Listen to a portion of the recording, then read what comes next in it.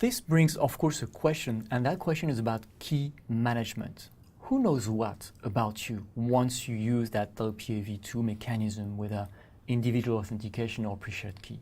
Okay, so let's look into it. That's something you need to understand very clearly. First of all, the client. The client is going to generate this pairwise master key. In fact, what is going to be generated by the client is what we call the MSK, but that's a bit beyond the CCNA level. And from the MSK, the PMK, pairwise master key, is going to be generated. So that is something the client has. If you use 802.1x, the Radius server also has this MSK, and derived from that the PMK. So those two have it. And then the Radius server is going to pass that key to the controller and to the access points.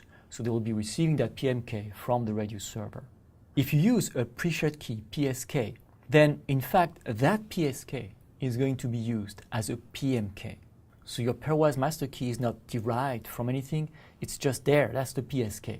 So the client has it, and the access point has it as well because you enter those manually. So those are the keys that you have. Anyway, from that PMK, you're going to derive a key that you're going to use to encrypt unicast frames that you exchange between you and the access point. That unicast key is called the pairwise transient key, PTK. That PTK is actually the key material you use to encrypt traffic. And the good thing, as we said before, is that the PMK is never going to be sent, but it's there. So anytime you need, every few packets, few hundreds of packets, every few minutes, you decide, you'll be able to change the PTK. You just use the PMK and generate a new number and generate PTK index 9, index 15 from that PMK. And then you tell the AP, let's change, let's move to key index 24, and you generate from that PMK a new PTK. That PTK is the key material, and it can be rotated, as we say. It can be changed whenever you need it by just generating a new one from the PMK.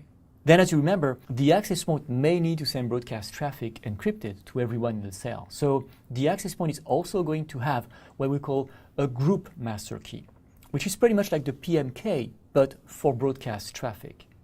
This is something the access point generates on its side, okay? It doesn't send it. But then from that GMK, it's going to generate a keying material for broadcast traffic, which is called GTK, Group Temporal Key, which is the equivalent for broadcast to the PTK, that's for unicast. So the AP does that calculation for the group key from the group master key, generates group temporal keys whenever it needs to rotate it, generates a new one. And then it uses its encrypted traffic mechanism to each client to send to each of the clients in the cell the new GTK whenever the AP changes it. So at regular interval, the AP may be able to broadcast traffic, and when clients need to broadcast traffic, if they ever need to, they can also use that GTK. Whenever the AP decides, it can change that group key, use the GMK to generate a new GTK, and using unicast distribution is going to send that key to each client in the cell.